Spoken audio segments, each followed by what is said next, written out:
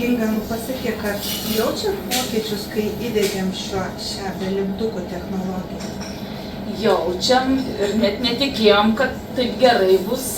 O dabar net neįsivaizduojam, kaip čia mes su tais lipdukais būdavo, kaip mes čia reikėdavo paimti, pataikyti tą lipduką tiesiai čia užklijuoti. Jeigu nepataikydavom, reikėdavo perklijuoti, strigdavo ir dažymo mašinose, ir skaneriuose.